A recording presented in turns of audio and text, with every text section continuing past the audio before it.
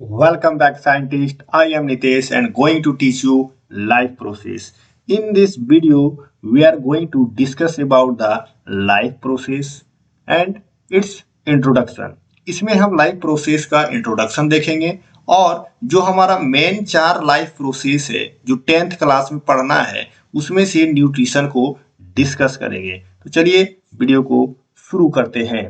यहाँ पर देखिए लाइफ प्रोसेस क्या है। The process which together perform the function of maintenance of life are called life process. वैसा सभी प्रोसेस जो हमारे अंदर यानी कि जीवों में होता है, जीव के जीवन को मेंटेन करने के लिए, जीवन को बनाए रखने के लिए, वो सारा प्रोसेस लाइफ प्रोसेस कहलाता है। जैसे में हमारा है न्यूट्रिशन। न्यूट्रिशन क्या है? हमें जिंदा रखने में हेल्प करता है, तो ये भी एक लाइफ प्रोसेस है। रेस्पिरेशन क्या है? एक ऐसा लाइफ प्रोसेस है जो हमें जिंदा रखने में हेल्प करता है। सर्कुलेशन या फिर आप कह सकते हैं ट्रांसपोर्टेशन, ये भी क्या करता है? जीवों को सर्वाइव करने में हेल्प करता है। और लास्ट है हमारा एक्सक्रीशन। अब यहाँ पर सवाल उठता है, सर क्या रिप्रोडक्शन भी एक लाइफ प्रोसेस है? जी हाँ, रिप्रोडक्शन भी एक लाइफ प्रोसेस है, लेकिन फंडामेंटल लाइफ प्रोसेस नहीं है। यहाँ पर देखिए एसेंशियल लाइफ प्रोसेस या फिर फंडामेंटल लाइफ प्रोसेस नहीं है रिप्रोडक्शन, क्योंकि रिप्रोडक्शन जो है हमें एक जनरेशन से दूसरा जनरेशन मेंटेन करने में जरूरी है, पर एक जो पार्टिकुलर इंडिविजुअल है, एक व्यक्ति है, उसको जिंदा रहने में कोई हेल्प नहीं करता है। अब यहाँ पर बात कर लेते हैं यूनिसेलुलर ऑर्गेनिज्म।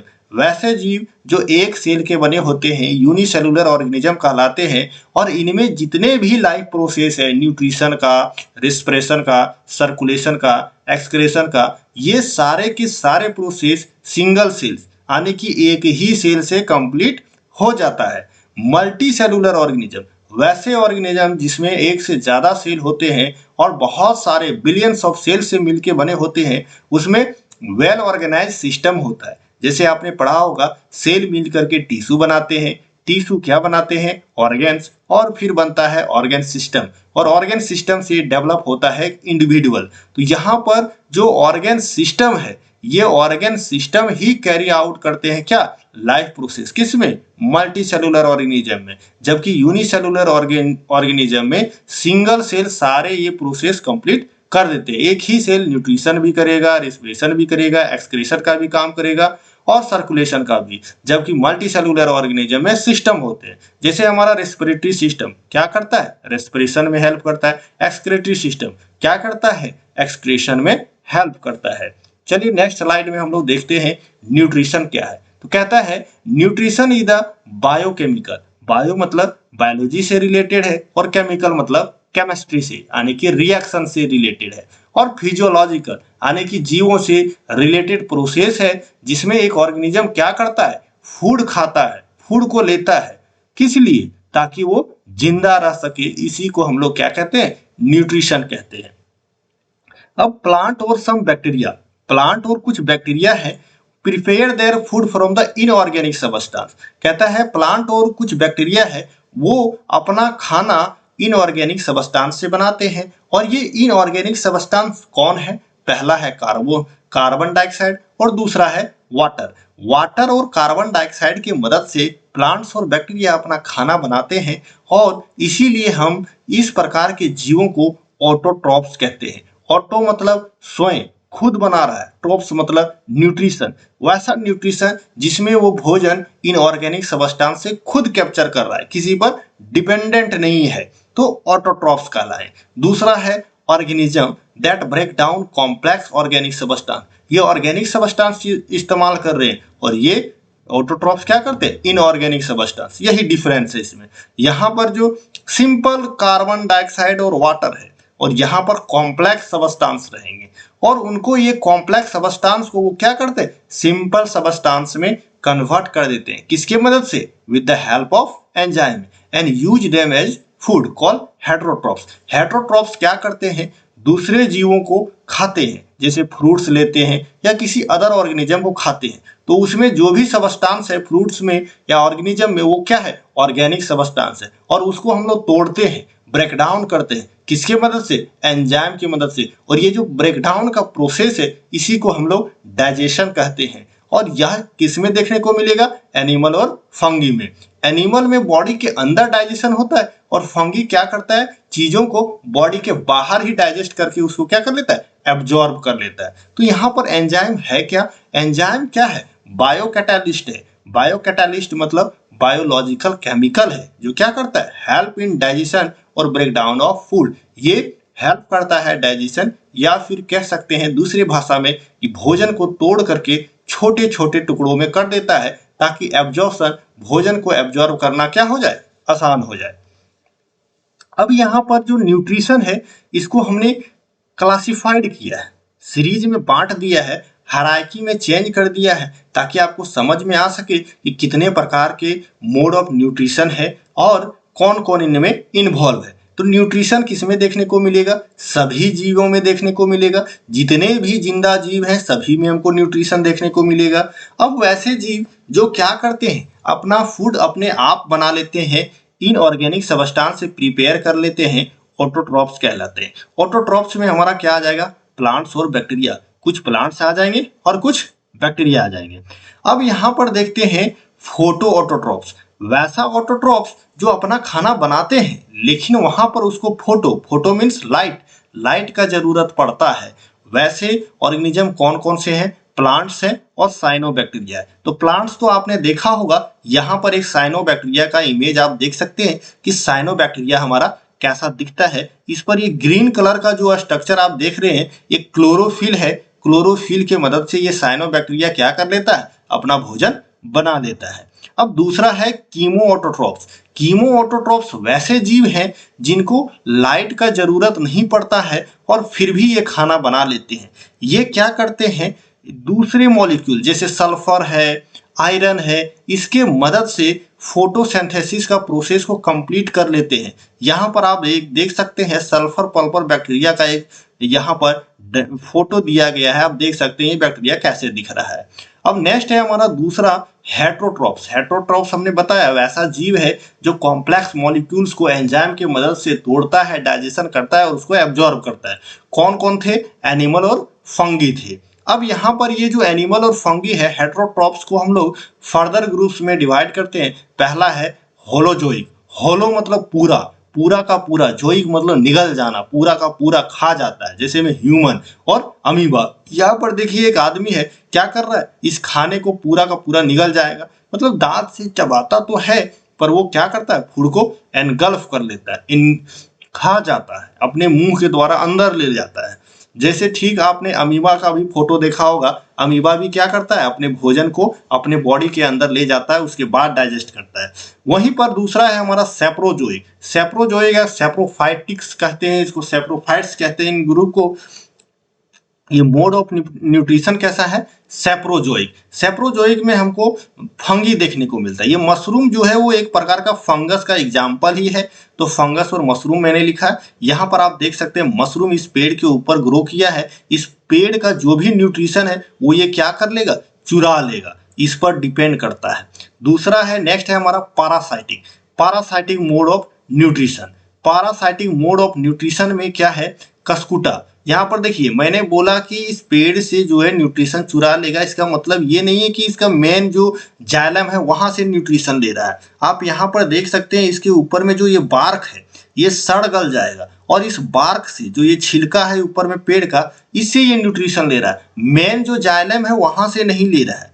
लेकिन ये जो पैरासाइटिक न्यूट्रिशन है ये जो है सड़ा गला हुआ प्लांट, यहाँ पर देख सकते हैं कस्कुटा है, ये जो है प्लांट का सड़ा गला हुआ भाग से न्यूट्रिशन नहीं लेता है। मेन जो जाइलम होता है, मेन जो जूस होता है प्लांट का, वहीं से सक कर लेता है और इसको पैरासाइटिक कहते हैं। यहाँ पर लीच भी एक पैरासाइट का एग्जाम्पल है। कस्कुटा को याद रखिएगा, इसको अमरबेल भी कहते हैं। यहाँ पर आप इमेज में देख सकते हैं, बहुत इंपॉर्टेंट है। ये एक प्रकार का स्टेम पैरासाइट है। कैसा पैरासाइट है? स्टेम पैरासाइट, मतलब प्लांट्स का जो स्टेम है उस पर लगा रहता है ये कस्कुटा। अब नेक्स्ट स्लाइड में हम लोग देखते हैं कि ऑटोट्रॉपिक न्यूट्रिशन क्या है। Autotrophic nutrition, if an organism can nourish itself by making its own food using the sunlight or chemical, such mode of nutrition are called the autotrophic. वैसा ऑर्गेनिज्म जो अपना खाना खुद बना सकते हैं, किसके मदद से? या तो सनलाइट के मदद से, या केमिकल की मदद से वो ऑटोट्रॉप्स कहलाते हैं। यदि सनलाइट की मदद से बनाते हैं तो फोटो ऑटोट्रॉप्स, और केमिकल की मदद से बनाते हैं तो कीमो ऑटोट्रॉप्स हमने बोला। अब प्लांट कहता है कि सिंथेसाइज देयर ओन फूड, कौन सा प्रोसेस से? फोटो ऑटोट्रॉप्स कहलाते हैं। और ये जो है सिंथेसाइज करते हैं अपना फूड, किस प्रोसेस से? फोटोसिंथेसिस से। यहाँ लाइट रहता है, फिर हमारा कार्बन डाइऑक्साइड है और वाटर यहाँ से हमें मिलता है। उसके बाद हमारा शुगर बन जाता है और ऑक्सीजन यहाँ पर आप देख सकते हैं क्या हो जाता है? लिबरेट हो जाता है। यहाँ पर इस फोटोसिंथेसिस का डिटेल स्ट्रक्चर जो आपको देखने को मिल जाएगा। अब कहता है nitrosomonas sulphur bacteria and iron bacteria use chemical to drive energy and are called chemo autotrophs. Plant जो है वो सनलाइट का इस्तेमाल कर रहा है, इसीलिए फोटो ऑटोट्रॉप्स कहलाता है। वही जो है नाइट्रोसोमोनास और सल्फर बैक्टीरिया और आयरन बैक्टीरिया क्या करता है? केमिकल का इस्तेमाल करता है, इसीलिए कीमो ऑटोट्रॉप्स कहलाते हैं। अब फोटोसिंथेसिस को हम लोग डिफाइन कर लेते हैं। फोटोसिंथेसिस है क्या? Photosynthesis is a biological process, biochemical process है बाय विच ग्रीन प्लांट्स, कौन कौन? ग्रीन प्लांट्स, एल्गी और सम बैक्टीरिया कन्वर्ट करता है किसको? लाइट एनर्जी को from the sun into chemical energy in the form of glucose. कहता है सूरज का जो लाइट एनर्जी है उसको केमिकल एनर्जी में कन्वर्ट करता है और कन्वर्ट करके क्या बना देता है? ग्लूकोज बना देता है। और इसमें मदद चाहिए होता है किसका? क्लोरोफिल का। क्लोरोफिल का जरूरत पड़ता है, और किसका जरूरत पड़ता है? कार्बन डाइऑक्साइड का और वाटर का जरूरत पड़ता है। तो आप यहाँ देख सकते हैं कार्बन डाइऑक्साइड है, यहाँ से वाटर मिल रहा है और यहाँ से सनलाइट मिल रहा है। यहाँ पर क्लोरोफिल हमारे लीफ में मिल जाएगा और इसके मदद से हमारा यहाँ शुगर बन जाता है और ऑक्सीजन लिबरेट कर जाता है। यहाँ पर भी आप देख सकते हैं रिएक्शन को जो है डिनोट किया गया है। अब चलिए हम इसको अच्छे से समझते हैं। ये फोटोसिंथेसिस जो है वो एक कॉम्प्लेक्स रिएक्शन है, और ये रिएक्शन जो है इसको सही से समझने के लिए रिएक्शन को हम लोग दो भाग में बांट देते हैं। पहला लाइट रिएक्शन है। क्या है? Light reaction. Photosynthesis is the process by which green plants, algae, some bacteria use the sunlight to convert carbon dioxide और water into the glucose. Carbon dioxide और वाटर को ग्लूकोज में कन्वर्ट कर देता है और रिलीज करता है क्या? ऑक्सीजन। अब लाइट रिएक्शन क्या है? लाइट रिएक्शन जो है फोटोसिंथेसिस का फर्स्ट स्टेज है in which light energy is absorb by the chlorophyll. Chlorophyll क्या करता है? लाइट को एब्जॉर्ब कर लेता है। देखिए यहाँ पर लाइट पड़ा, ये हमारा क्लोरोप्लास्ट का फोटो है, यहाँ पर लाइट पड़ा और ये हमारा क्या है? थैलाकॉइड्स। थैलाकॉइड्स पर क्या हमारा पर प्रेजेंट रहता है? क्लोरोफिल प्रेजेंट रहता है। क्लोरोप्लास्ट के अंदर थैलाकॉइड्स है और थैलाकॉइड्स के ऊपर क्लोरोफिल रहता है। वो क्या किया? लाइट को एब्जॉर्ब किया। लाइट को जैसे ही एब्जॉर्ब करेगा, ये क्या करेगा? जो वाटर मॉलिक्यूल्स है, lead to the split of the water molecules, यहाँ जो पानी है उसको तोड़ देगा। और पानी को तोड़ने के बाद ये जो पानी में दो चीज है, हमारा हाइड्रोजन है और ऑक्सीजन, तो ऑक्सीजन यहाँ से बाहर निकल जाएगा। ठीक है। और ये जो हाइड्रोजन है वो ये हाइड्रोजन एक मॉलिक्यूल्स होता है NADP, NADP मॉलिक्यूल्स होता है। इस NADP मॉलिक्यूल्स के साथ ये हाइड्रोजन अटैच होकर के क्या बनाएगा? NADPH। तो NADPH बन जाता है और इधर से ऑक्सीजन बाहर निकल जाता है।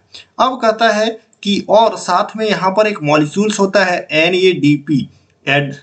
ये NADP एक फॉस्फेट के साथ मिलकर के NTP बनाता है, ATP बनाता है। ठीक है। ये डीपी है और फॉस्फेट के साथ मिलकर के ये टीपी बना देता है। एडेनोसाइन डाइफॉस्फेट है, एडेनोसाइन ट्राइफॉस्फेट बना देता है। अब NADPH है, ये जो है इंटर करता है किसमें? कैल्विन साइकिल में। कैल्विन साइकिल में इंटर करता है और ग्लूकोज बनाता है। ग्लूकोज बनाता है और बाकी यहाँ से हाइड्रोजन इसका वापस ले लिया जाता है और ये ATP से फॉस्फेट को वापस ले लिया जाता है, टूट जाता है ये फिर, और ये साइकिल इस तरह से स्ट्रोमा में हमारा स्ट्रोमा और फिर थैलाकॉइड में ये साइकिल चलते रहता है। तो यहाँ पर देख सकते हैं डार्क रिएक्शन क्या? Also known as the Calvin cycle और light dependent reaction is the second stage of photosynthesis where energy rich molecules proceed in the light reaction are used to convert carbon dioxide into glucose. This process occur in the absence of direct sunlight and take place in the stroma of chloroplast. तो ये dark reaction जो है वो हमारा thylakoids में नहीं, stroma में होता है। यानी कि ये क्लोरोप्लास्ट के अंदर जो लिक्विड लाइक स्ट्रक्चर होता है वहां पर होता है। अब देखिए ये थैलाकॉइड ये मेम्ब्रेन लाइक स्ट्रक्चर को कहते हैं। यहाँ पर हमारा लाइट रिएक्शन होता है। यहाँ पर देखिए सिंपली लिखा हुआ है the light reaction in the thylakoid membrane. Light reaction जो थैलाकॉइड मेम्ब्रेन में होगा, क्या होगा, ऑक्सीजन बनेगा। कैसे, ये पानी को तोड़ करके ऑक्सीजन इधर बाहर निकल जाता है और ये टीपी बनेगा। यहाँ ये डीपी के साथ फॉस्फेट मिल करके यहाँ पर देखिए ये टीपी एडेनोसाइन ट्राइफॉस्फेट बना दिया। और दूसरा NADP है, ये जो है इसके साथ हाइड्रोजन जुड़ करके NADPH बन जाएगा। ठीक है। और केल्विन साइकिल या डार्क रिएक्शन कहाँ होगा, स्ट्रोमा में होगा। और इसमें क्या है, कार्बन डाइऑक्साइड का इस्तेमाल होगा। इस कार्बन डाइऑक्साइड में हाइड्रोजन, यहाँ जो ये हाइड्रोजन है इसको ऐड करके ग्लूकोज बना देगा। और ये ATP और NADP मेक करेगा, कार्बोहाइड्रेट बना देगा, शुगर बना देगा। और ये ATP यहाँ से ये कन्वर्ट करके यहाँ पर NADP को फ्री कर देगा और ये DP को भी फ्री कर देगा। ठीक है। अब देखिए लाइट रिएक्शन को यहाँ पर डिटेल में समझाया गया है कि ये सारे कंपोनेंट जो है ये रिएक्शन होता है, जिसमें वाटर आया और NADP रहेगा और 3ADP रहेगा, 3 गो फॉस्फेट रहेगा, लाइट पड़ेगा तो हमारा ऑक्सीजन बन जाएगा और यहाँ वाला हाइड्रोजन यहाँ अटैच हो जाएगा। और इसमें फॉस्फेट ग्रुप यहाँ डाई था, D मतलब डाई, तो यहाँ पर T मतलब ट्राई हो जाएगा। ये फॉस्फेट एक और जुड़ जा रहा है।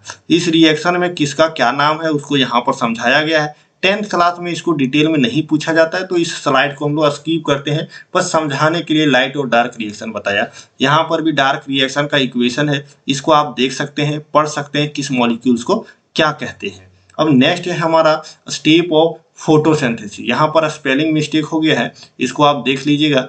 और ये फोटोसिंथेसिस का जो स्टेप है वो पहला क्या है, absorption of light energy by the chlorophyll. Chlorophyll क्या करता है, लाइट को एब्जॉर्ब करता है और उसके बाद उस लाइट को केमिकल एनर्जी में कन्वर्ट करता है दूसरा स्टेप में। और साथ ही साथ हमने देखा क्या करता है, वाटर मॉलिक्यूल्स को तोड़ देता है। हाइड्रोजन को हमारा NADP ले जा रहा था और ऑक्सीजन जो है हमारा बाहर निकल जा रहा था। अब वो जो NADPH था हाइड्रोजन को लेकर के गया और कार्बन डाइऑक्साइड के साथ मिक्स करके, रिड्यूस करके कार्बन डाइऑक्साइड को क्या बनाया था, कार्बोहाइड्रेट बनाया था। तो ये 3 प्रकार का स्टेप होता है, किसमें, हमारा फोटोसिंथेसिस में होता है। ये जो ओवरऑल रिएक्शन है उसको हम लोग ऐसे भी लिखते हैं, 6CO2 and 6H2O plus light energy और C6H12O6 प्लस 6O2। इसके अलावा NCERT में ये भी लिखा गया है। इस दोनों में अंतर क्या है कि यहाँ पर हमने पानी को बाहर निकलते हुए नहीं दिखाया है, इसीलिए हम यहाँ पर 6 ही वाटर ले रहे हैं। लेकिन जब यहाँ पर पानी को बाहर निकालते हुए दिखाएंगे तो हमको यहाँ 12 वाटर मॉलिक्यूल्स लेना होगा। तो ये हमारा बैलेंस, कंप्लीट बैलेंस इक्वेशन है। ये थोड़ा इनकम्प्लीट है, शॉर्ट फॉर्म में लिखा हुआ, लेकिन ये भी इक्वेशन क्या है, हमारा सही है। आप यहाँ पर देखेंगे तो फोटोसिंथेसिस का जस्ट उल्टा रिस्पिरेशन होता है।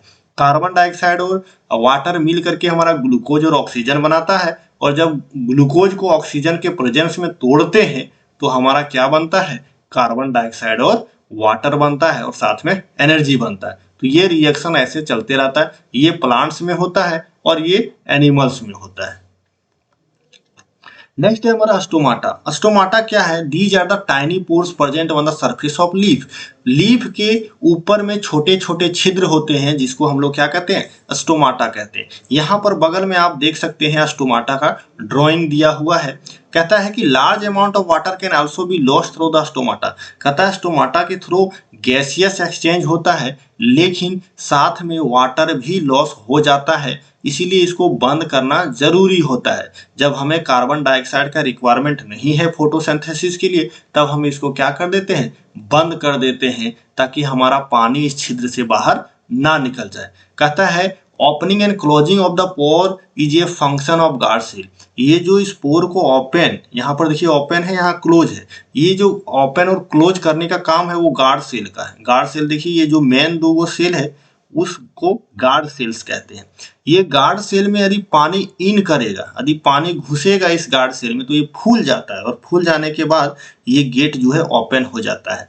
और यदि इससे पानी को बाहर निकाल दिया जाए पानी को बाहर निकल जाए देंगे तो ये क्या जाएगा, श्रिंक कर जाएगा। श्रिंक कर जाएगा तो ये देखिए क्लोज हो जाता है। तो यही मैकेनिज्म है opening and closing mechanism of stomata. मतलब स्टोमाटा कैसे खुलता है और बंद होता है। कैसे खुलता है, जब पानी हमारा गार्ड सेल में जाता है तो स्टोमाटा में गार्ड सेल जो है वो स्वेल करता है और स्टोमाटा ओपन हो जाता है। पानी जब बाहर निकलता है तो ये श्रिंक करता है और स्टोमाटा हमारा क्लोज कर जाता है।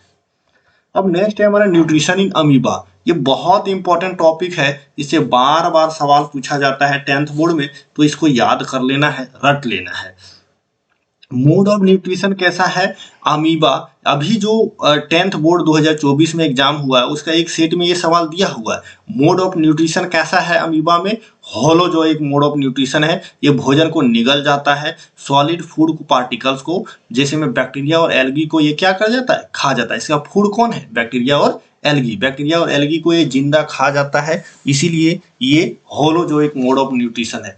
खाता कैसे है, फीडिंग मैकेनिज्म क्या है, इसके पास एक सूडोपोडिया होता है। इस सूडोपोडिया से क्या करता है, एनगल्फ करता है फूड पार्टिकल को और एक फूड वैक्यूल्स बनाता है। इस फूड वैक्यूल्स में ही क्या होता है, डाइजेशन होता है। डाइजेशन एब्जॉर्प्शन कैसे होता है, जो फूड वैक्यूल्स हमारा बना उसमें जो फूड पार्टिकल्स है उसको एंजाइम्स क्या करते हैं, एंजाइम्स ब्रेक डाउन करते हैं, तोड़ करके छोटा छोटा कर देते हैं और उसके बाद साइटोप्लाज्म में उसको क्या कर लिया जाता है, एब्जॉर्ब कर लिया जाता है। एसिमिलेशन क्या होता है, ये जो हमने न्यूट्रिशन को डाइजेस्ट किया, डाइजेस्ट करने के बाद उसको यूज करेंगे, किस लिए यूज करेंगे, लाइफ प्रोसेस के लिए। और जब लाइफ प्रोसेस के लिए यूज करेंगे तो इसी को क्या बोलते हैं, एसिमिलेशन कहते हैं।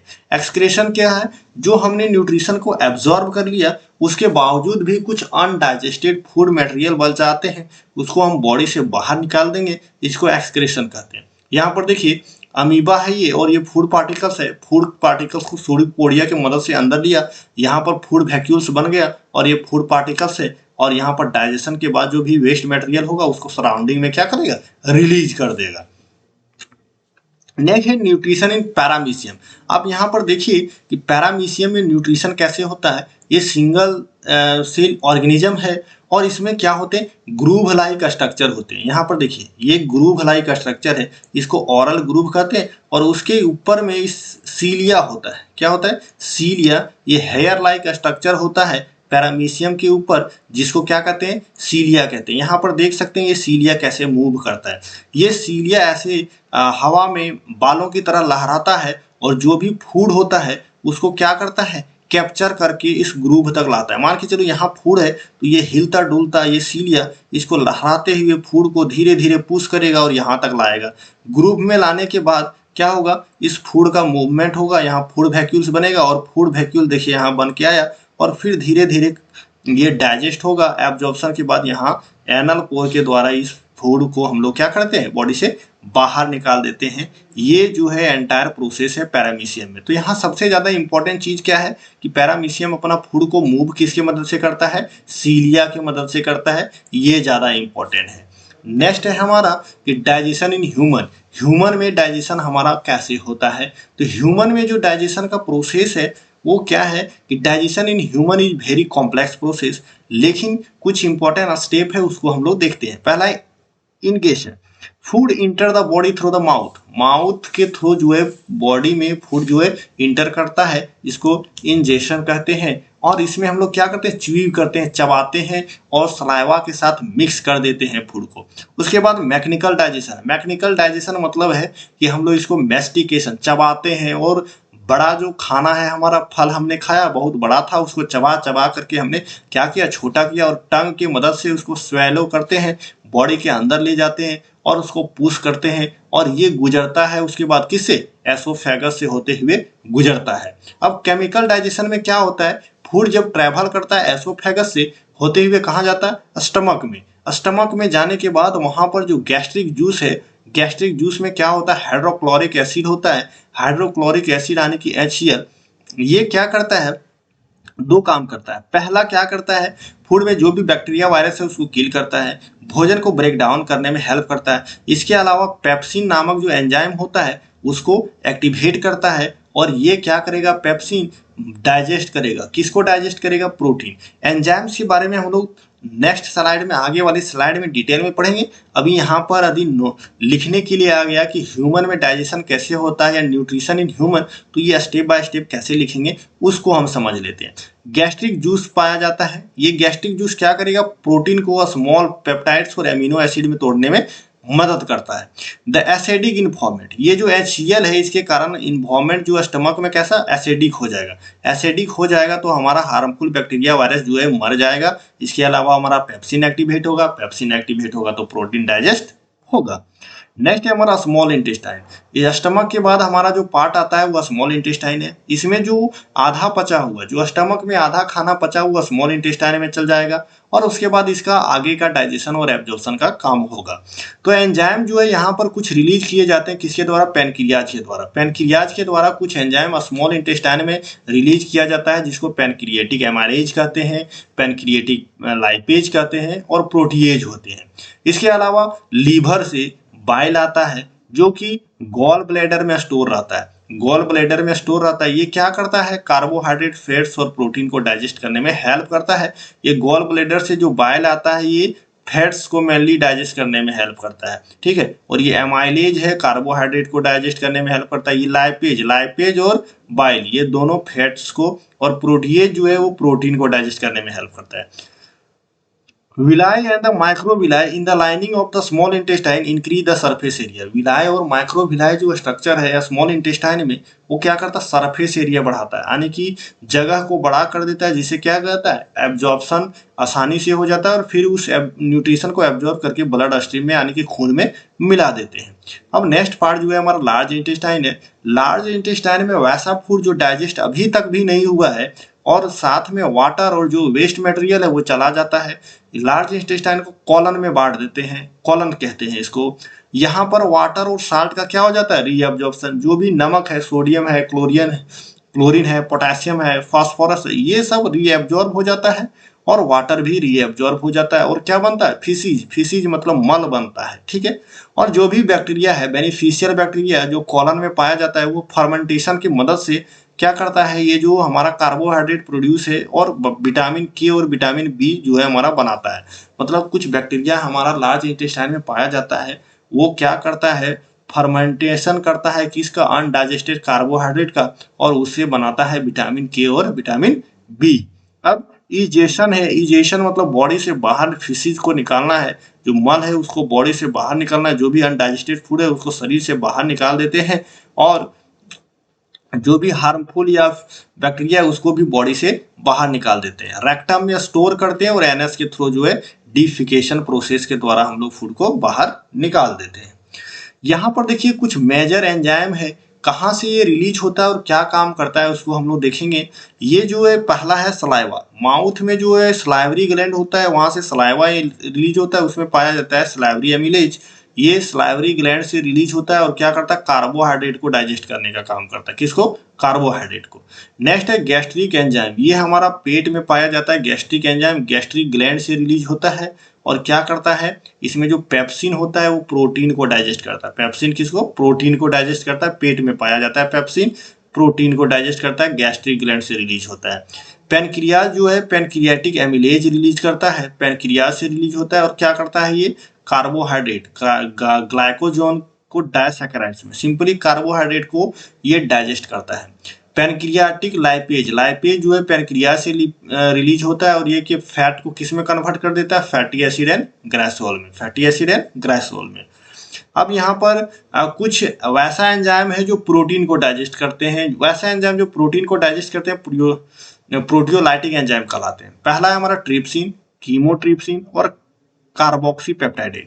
तो ये जो ट्रिप्सिन है वो पैनक्रियाज से रिलीज होता है, लेकिन ये जो दोनों बचा वो म्यूकोसल सेल से रिलीज होता है। म्यूकोसल सेल क्या होता है, म्यूकस को रिलीज करने वाले सेल होते हैं, यह हमारे डाइजेस्टिव सिस्टम में पाए जाते हैं। Break down the protein and rapidly digest the protein into peptide. Proteins को डाइजेस्ट करता है और क्या बनाता है, पेप्टाइड्स बनाते हैं। स्मॉल इंटेस्टाइन में पेप्टाइडेज नाम का एंजाइम होता है जो म्यूकोसल सेल से रिलीज होता है। पेप्टाइड्स को एमिनो एसिड में कन्वर्ट कर देता है, किसमें, एमिनो एसिड में। तो याद रखिएगा फैट जब कंप्लीटली डाइजेस्ट हो जाएगा तो हमारा फैटी एसिड और ग्लाइसरॉल में कन्वर्ट हो जाता है। वहीं प्रोटीन जब कंप्लीटली डाइजेस्ट होगा तो एमिनो एसिड में कन्वर्ट हो जाता है, ठीक है। और जब कार्बोहाइड्रेट कंप्लीटली डाइजेस्ट होगा तो ग्लूकोज में कन्वर्ट हो जाएगा।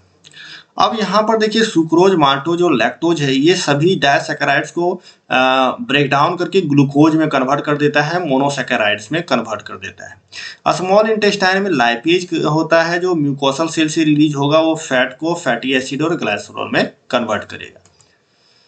अब यहाँ पर इस इमेज से जो है हमने पूरा डाइजेस्टिव सिस्टम को समराइज किया। यहाँ पर देखिए हर एक पार्ट्स का माउथ क्या कर रहा है वो लिखा हुआ है, ठीक है। सलाइवरी ग्लैंड क्या कर रहा है, सलाइवरी एमाइलेज रिलीज कर रहा है। तो यहाँ पर हम लोग जो भी एंजाइम है उसको समराइज कर लेते हैं। यहाँ सलाइवरी ग्लैंड है, यहाँ में सलाइवरी एमाइलेज होगा जो कार्बोहाइड्रेट को डाइजेस्ट करेगा। उसके बाद यहाँ स्टमक में हमारा एनसीएल रिलीज होगा। एनसीएल क्या करता है, फूड को तोड़ने में हेल्प करता है, बैक्टीरिया वायरस को मारता है। इसके अलावा म्यूकस होता है जो इस वाल को, लेयर को प्रोटेक्ट करके रखता है, किसी भी चीज से नुकसान करने नहीं देता है। इसके अलावा लीवर है जो क्या करता है, हमारा बाइल जूस सीक्रेट करता है। स्टोर कहाँ होता है, सीक्रेट करता है लीवर, पर स्टोर कहाँ होता है, गॉल ब्लैडर में स्टोर होता है। और ग्लोर ब्लैडर से ये रिलीज होता है स्मॉल इंटेस्टाइन में। स्मॉल इंटेस्टाइन में किसके साथ रिलीज होता है, पैनक्रियाटिक जूस से। ये देखिए पैनक्रियाज ये है, और पैनक्रियाज से रिलीज होता है ट्रिप्सिन और कीमोट्रिप्सिन। ये ट्रिप्सिन, कीमोट्रिप्सिन और एमाइलेज और लाइपेज रिलीज होता है। तो ट्रिप्सिन और कीमोट्रिप्सिन क्या करेगा, प्रोटीन को डाइजेस्ट कर देगा। एमाइलेज कार्बोहाइड्रेट या जिस पॉलीसैकेराइड कहते हैं उसको डाइजेस्ट कर देगा। लाइपेज जो है लिपिड्स को डाइजेस्ट कर देगा। ये बाइल क्या करता है, फैट को इमल्सिफाई करता है और तोड़ने में मदद करता है। अब स्मॉल इंटेस्टाइन में कंप्लीट डाइजेशन होगा और फूड का एब्जॉर्प्शन होता है, और यहाँ पर जो हमारा कार्बोहाइड्रेट है वो ग्लूकोज में कन्वर्ट हो जाता है, प्रोटीन जो है एमिनो एसिड में कन्वर्ट हो जाता है, और लिपिड्स जो है फैटी एसिड यानी ग्लिसरॉल में कन्वर्ट हो जाता है। अब लार्ज इंटेस्टाइन में क्या होता है, लार्ज इंटेस्टाइन में वाटर का एब्जॉर्प्शन और आयरन का एब्जॉर्प्शन होता है, और फिसीज यानी कि मल का फॉर्मेशन होता है। एनस ओपनिंग है जिसे क्या हो जाएगा, रेक्टम में स्टोर रहेगा फिसीज, और एनस के थ्रू बॉडी से बाहर आ जाएगा। यहाँ पर देखिए एंजाइम्स वगैरह का फंक्शन दिया हुआ, जैसे में पेप्सिन को कौन एक्टिवेट करेगा, पेप्सिन जो है प्रोटीन को तोड़ता है, और HCl एक्टिवेट करता है किसको, पेप्सिन को। साथ में म्यूकस है जो क्या करता है, प्रोटेक्ट करता है स्टमक को। यहाँ पर ट्रिप्सिन का फंक्शन दिया है, और भी डिटेल में दिया है, इसको आप क्या कर सकते हैं, पढ़ सकते हैं। नेक्स्ट है थैंक यू। ये क्लास हमारा यहीं पर ओवर हो जाता है। नेक्स्ट लेक्चर में हम लोग डिस्कस करेंगे जो हमारा रेस्पिरेशन टॉपिक है उसको। Thank you, signing off.